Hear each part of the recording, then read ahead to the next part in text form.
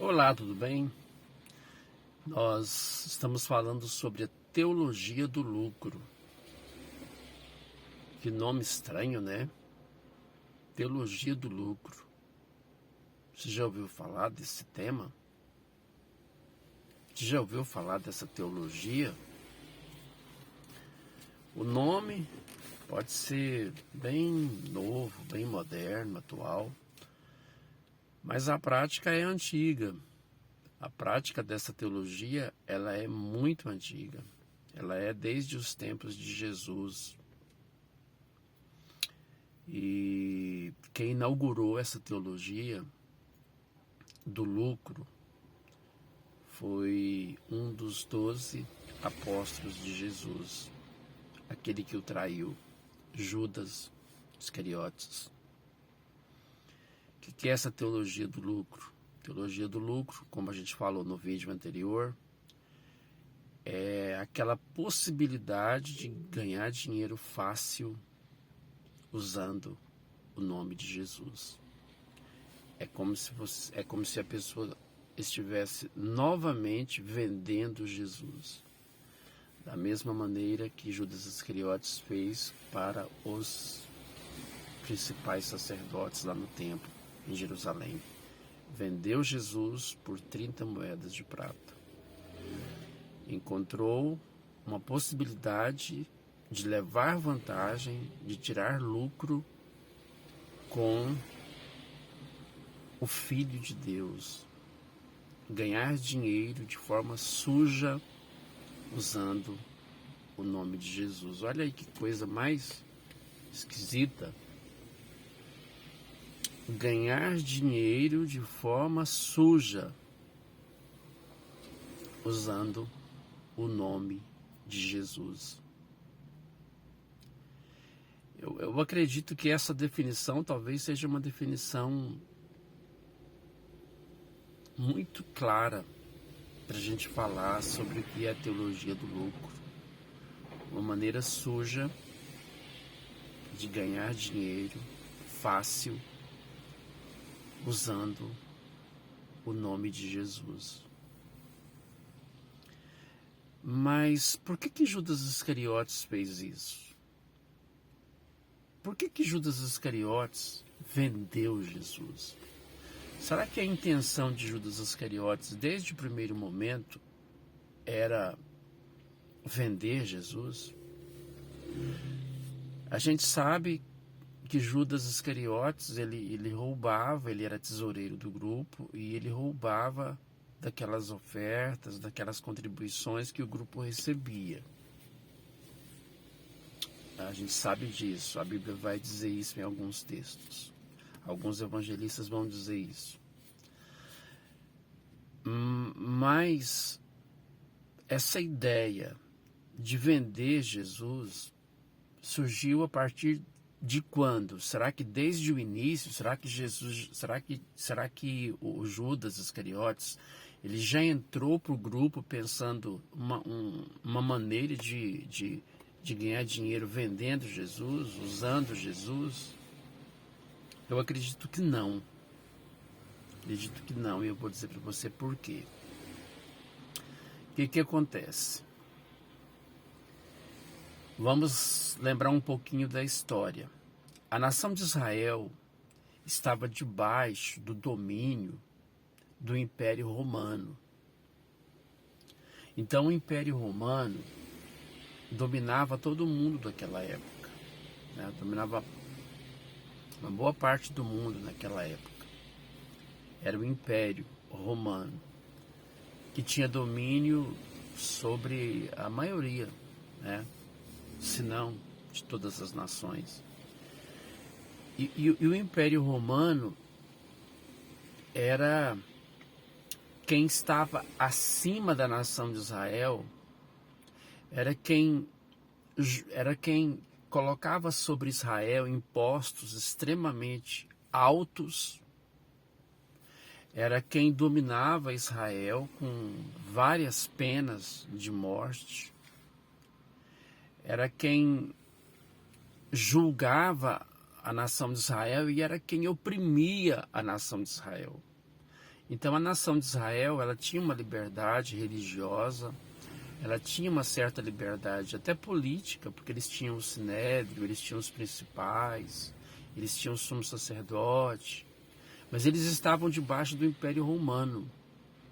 Eles eram como se fossem escravos de Roma. Eles tinham uma certa liberdade religiosa, política, mas eles eram oprimidos. Eles eram oprimidos pelo Império Romano.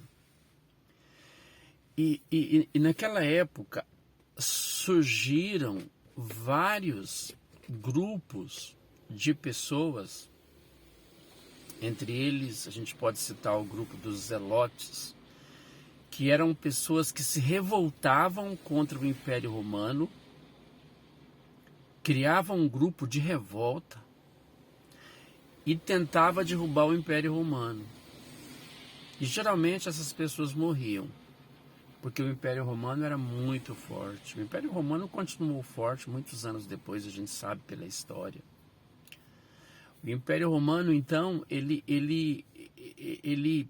exercia esse domínio sobre as nações, especialmente sobre a nação de Israel. E surgiam vários nacionalistas, que eram aqueles homens que eram revoltados com esse jugo do Império Romano e tentava matar o imperador.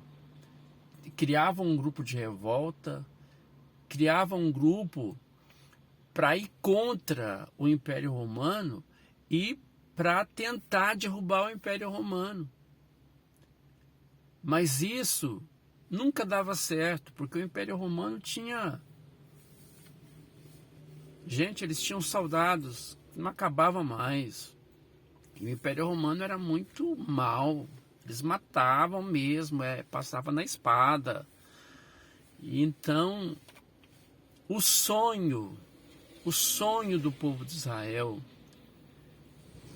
era que o Messias prometido por Deus lá no Velho Testamento surgisse naquela época com poder e glória para derrubar o Império Romano,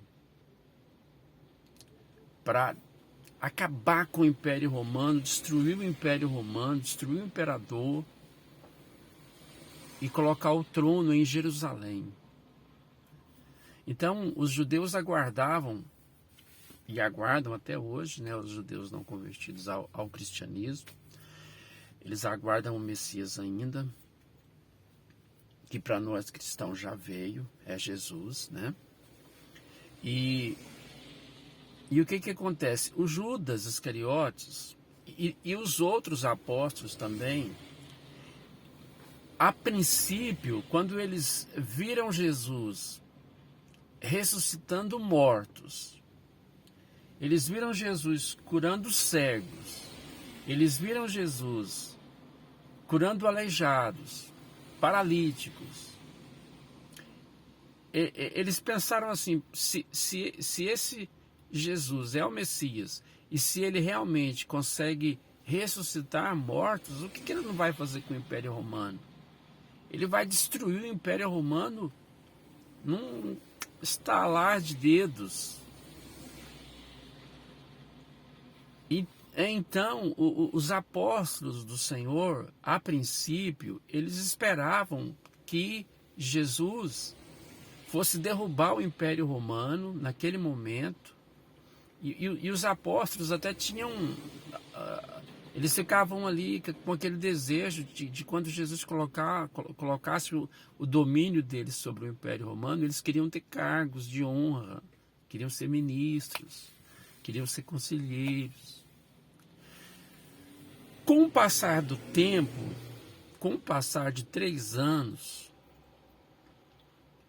alguns dos apóstolos, a maioria dos apóstolos, eles perceberam que não era isso que Jesus ia fazer. Eles perceberam que Jesus não ia agir destruindo o Império Romano daquela maneira como eles esperavam. E tanto é que quando Jesus morre lá na cruz do Calvário, aquilo foi uma decepção para os apóstolos. Os apóstolos desanimaram. Se Jesus não chega, não fala com eles, não conversa com eles, não anima eles, provavelmente o evangelho tinha acabado ali, não tinha nem prosseguido, não tinha nem prosperado. Mas o Judas Iscariotes, muito provavelmente, ele só entrou para o grupo. Talvez a intenção não era nem de roubar da tesouraria, porque as contribuições também não eram tantas assim. Eram contribuições de sobrevivência, de comprar comida, essas coisas. A intenção do Judas Iscariotes, muito provavelmente, era de derrubar o Império Romano. Derrubar o Império Romano.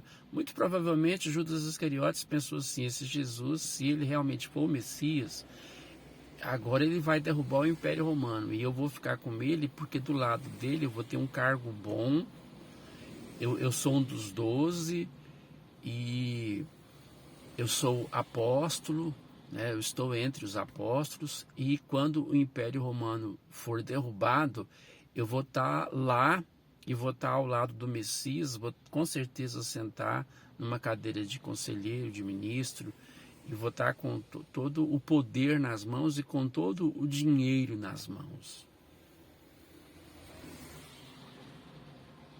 Só que com o tempo ele foi percebendo que não era isso que Jesus ia fazer.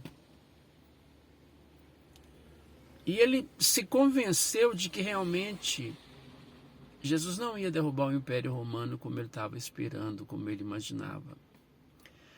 E aí o que ele pensou?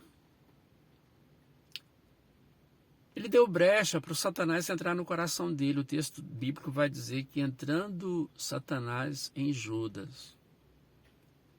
Gente, o diabo não entra na vida de uma pessoa sem que a pessoa deixe ela entrar. O diabo não entra na vida de uma pessoa sem que ela abra as portas, até de forma inconsciente. A gente sabe que o diabo ele veio para matar, para roubar e para destruir. A gente sabe que ele arromba a vida das pessoas e ele destrói a vida das pessoas. Exatamente o contrário de Jesus que bate, né? Eis que estou à porta e bato. Se alguém ouvir a minha voz e abrir a porta, entrarei em sua casa e cearei com ele e ele comigo. Deus, ele faz isso. O diabo, ele chega para destruir e ele vai chegando, né? O pessoal costuma dizer que é com um sapatinho de algodão. Ele vai chegando de mansinho, as pessoas não percebem,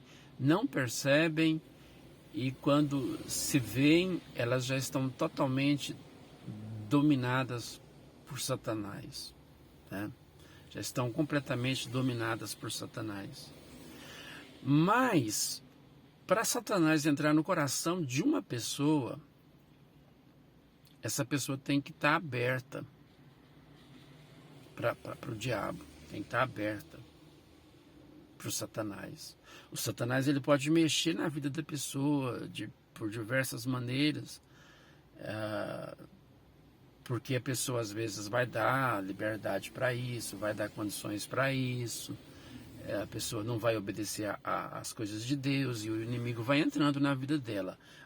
Porém, para o inimigo entrar no coração da pessoa e dominar o coração da pessoa e reinar no coração da pessoa, a pessoa tem que dar lugar. A pessoa é uma pessoa que não vigia, que não tem temor de Deus. E aí o inimigo entra mesmo, e entrou no coração de Judas Iscariotes.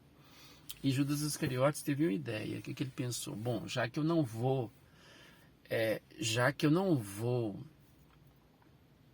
ser um ministro lá no Império Romano, já que Jesus não vai derrubar o Império Romano e que, pelo jeito, isso não vai dar em nada, eu não vou sair dessa de graça.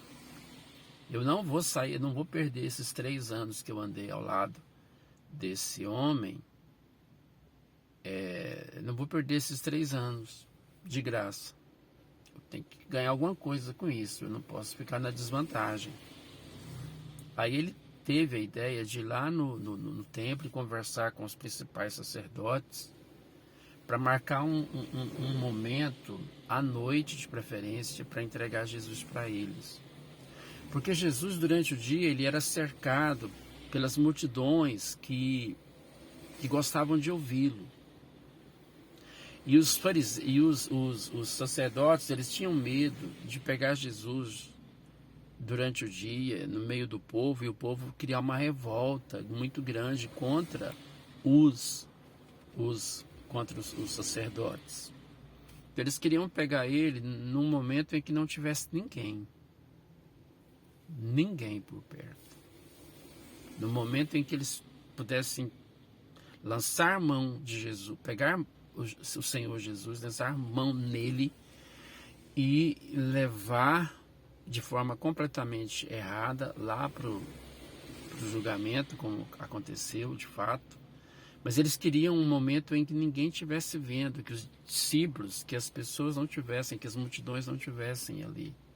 E aí o Judas Iscariotes combina com eles de encontrar esse momento para entregar para os sumos sacerdotes, para entregar para os principais sacerdotes.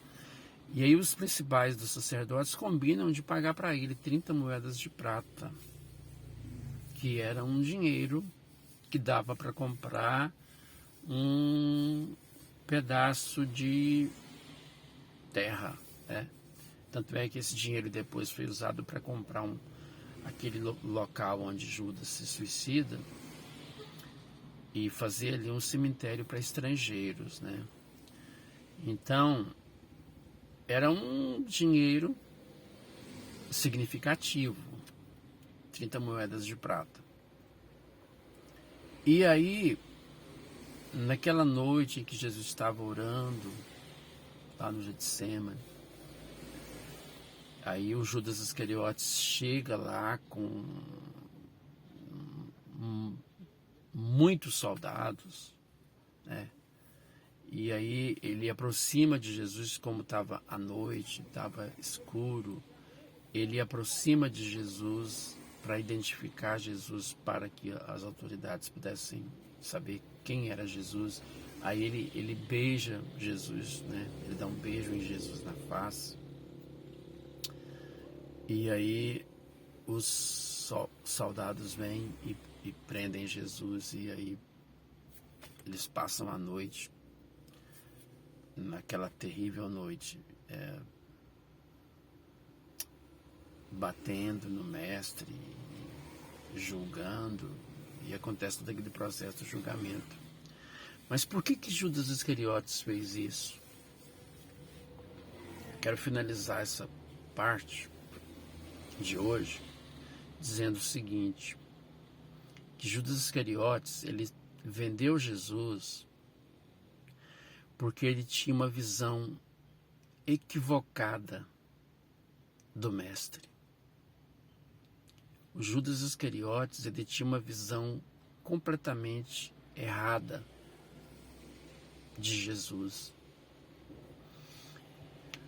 Olha que curioso, ele andou com Jesus durante provavelmente 3 anos. Ele ouviu as mensagens de Jesus durante provavelmente 3 anos, mas ele não entendeu a mensagem de Jesus. Ele não compreendeu a mensagem de Jesus. A mensagem de Jesus não entrou no coração dele. Pelo contrário, quem entrou no coração dele foi Satanás. E aí ele inaugura a teologia do lucro. Ele vê em Jesus uma maneira de ganhar um dinheiro fácil, um dinheiro totalmente materialista, totalmente terreno, e acha que com aquilo ele estava se dando bem. A princípio ele pensou que estava se dando muito bem. Olha o risco que a gente tem de conviver com Jesus e ter uma visão errada dele, ter uma visão equivocada dele. E eu vou dizer para vocês qual é a visão equivocada que a gente pode ter de Jesus. Uma visão exatamente igual à visão de Judas Iscariotes, a visão que ele tinha no início. A visão de que servir a Deus é ter o melhor desse mundo. Até a gente escuta os pastores pregando, dizendo, olha, você é filho de Deus, você tem que ter o melhor desse mundo. Quem disse isso? Jesus não disse isso. Jesus disse que no mundo nós teríamos aflições. Mas era para nós termos bom ânimo porque Ele está conosco. Mas tem muita gente que só quer Jesus se Jesus puder dar lucro. Só quer Jesus, só consegue contribuir alguma coisa com o reino de Deus se Deus der de volta. E se Deus der muita coisa de volta. Não é pouca coisa não, tem que ser muita coisa. As pessoas, tem muita gente que está nas igrejas, nas comunidades de fé, e elas têm coragem de tirar ofertas extremamente altas e oferecer essas ofertas, levar essas ofertas em oferendas para Deus, para Jesus, com a intenção de Jesus devolver para ele com juros e correção monetárias e muitos juros, e devolver para ele muitas vezes e muitas vezes de volta. E aí a gente escuta isso demais na televisão. Eu era pobre, aí eu fui para a igreja, aí eu comecei a pagar, as pessoas falam pagar, comecei a pagar o meu dízimo e hoje eu sou um empresário, hoje eu tenho tantas empresas, hoje eu tenho tantos carros, hoje eu tenho tantas casas, porque eu fui para a igreja e Jesus me deu. Vou falar uma coisa para você. Se essas pessoas conseguiram essas coisas, muito provavelmente não foi Jesus quem deu. Foi o diabo? Não, provavelmente não. Provavelmente a pessoa teve oportunidades, ela soube aproveitar essas oportunidades e conseguiu ganhar dinheiro nessas oportunidades. Deus pode ter ajudado? Até pode, sabe? Abrindo portas, mostrando caminhos, mas muito raramente Deus vai enriquecer alguém aqui nesse mundo enquanto tem milhares e milhares e milhares de pessoas passando fome, de pessoas que amam a Deus de todo o coração passando fome. Essa não é a didática de Deus não, viu? Então o que eu quero dizer, já finalizando, o vídeo já está muito grande, o que eu quero dizer é que assim como Judas Iscariotes só vendeu Jesus porque teve uma visão errada de Jesus, nós também corremos o risco de estar na igreja, mas termos uma visão errada de Jesus. E qual é essa visão? É a visão de que a gente tem que ganhar dinheiro, tem que ficar rico, de que Deus tem que dar as coisas pra gente aqui na terra, e esquecer do céu, esquecer do nosso futuro com o Senhor, da nossa eternidade com o Senhor. Então, minha oração nessa manhã para mim, para você, pode ser outro horário, minha oração é que você tenha e que a gente tenha a visão certa de Jesus, a visão do reino de Deus, a visão de estar com o Senhor independente de qualquer coisa, e não ver na pessoa de Jesus uma maneira de ficar rico, mas ver em Jesus uma maneira de ganhar o perdão, de ser salvo, de estar com Deus. Tá bom? A gente finaliza aqui essa parte, depois a gente vai continuar esse assunto ele é muito amplo. E se você chegou até aqui, ouviu até aqui, se inscreve aí no meu canal. O canal está começando, estou precisando de pessoas para se inscreverem.